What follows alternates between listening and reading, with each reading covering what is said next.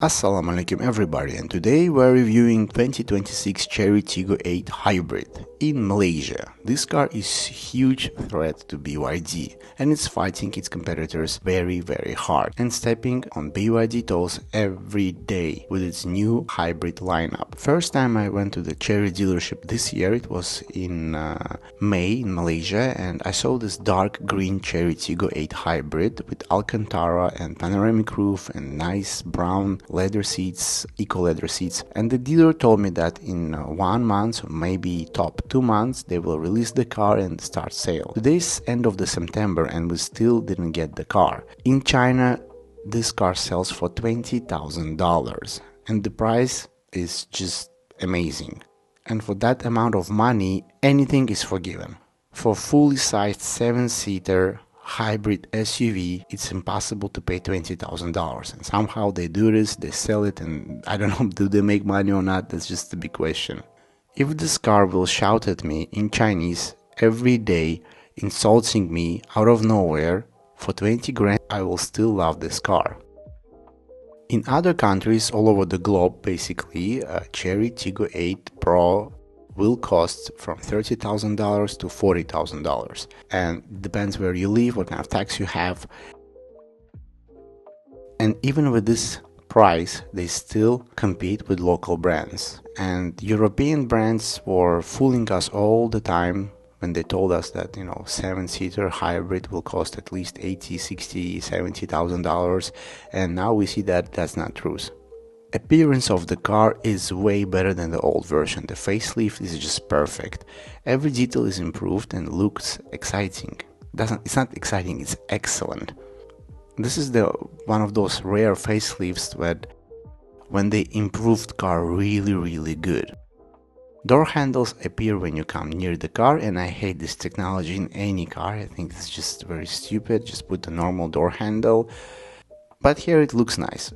I don't like it just because, you know, it can break, and then usually they break down really fast. We have very beautiful illumination at the front. The CHERY logo is just shining there, and that's nice. It looks amazing at night. Also we have very special vents inside of the bumper, and these vents help aerodynamics. They will provide better fuel efficiency, better sound isolation, and better acceleration. Wheels are specially made for better sound isolation.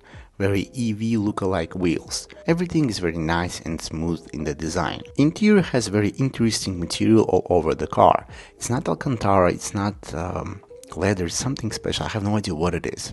Door card is nice to look at, and it looks very expensive. We have lookalike Mercedes buttons everywhere, and I love how CHERY improves the quality of the interior all the time. And the price to value ratio is just unbeatable. CHERY is #1 right now with those ratios. We have huge new screen that looks much better than the old version. Finally, CHERY has huge screen that actually works and works very good. Also, we have new Mercedes steering wheel from GLS. It does remind me of GLS Mercedes steering wheel, and it's actual buttons, not the sensory things that we don't need right now. When you push it, you understand that your command will be done. Seats are very nice, very supportive, and we have very interesting illumination everywhere in the interior. It's nice for your eyes, but the best thing about this interior is the sun visor. This is the sun visor that I just wanted to rip off and steal it and put it in my car. When I look at the sun visor, I feel younger, more beautiful, and it's just shining. At the back we still have amazing materials and have huge space for everybody and everything, and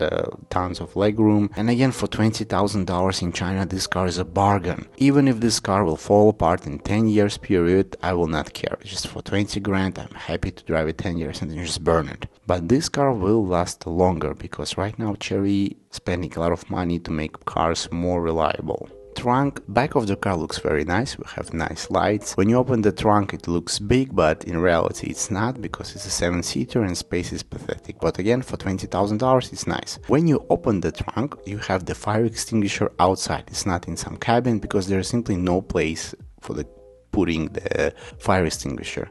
Even when you open the cover of the boot, you will see huge inverters and huge car battery that actually operates everything.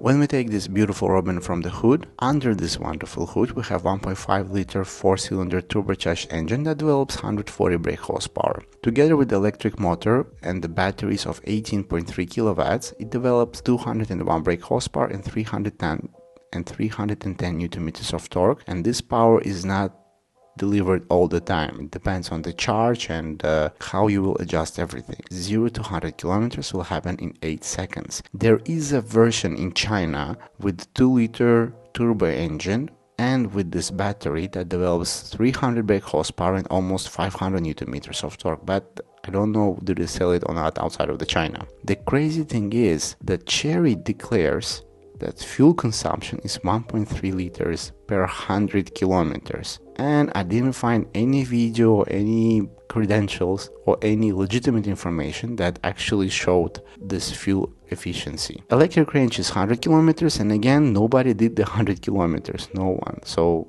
Chery likes to claim weird things, or maybe it's too early to say that. Thank God we don't have the CVT transmission, we have 7DCT, and 7DCT is a nice transmission, it's not bad. In general, car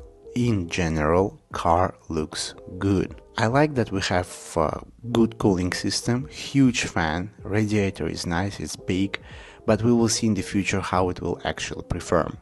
Hybrid system in Tiggo 8 is like Toyota system. It drives the drivetrain and it charges the battery at the same time. BYD system is more like a generator. Their engine have no power over the drivetrain. You just charge the batteries and then the battery sends everything to the motor. There's no direct power. And Chery did huge leap in the last 5 years in automotive world. Now it's attacking everybody very aggressive all over the world. In Malaysia, it's one of the biggest Chinese brands right now. They have more dealers than anybody and they spend a lot on marketing. Same in Australia, same in New Zealand. They have this very aggressive tactics. And that's interesting how they make money, and I'm very sure that they're hiding something because it's impossible. Maybe we don't know something. Anyway, $20,000 for this price, and now it costs $30,000 or $40,000 in other countries, and they still compete even with all the taxes and everything, and with all the protecting from the local governments. It's just amazing. Thank you so much for watching. Let me know in the video what do you think about this car. Does it worth $30,000, $40,000, or you would just pay $20,000 and be happy?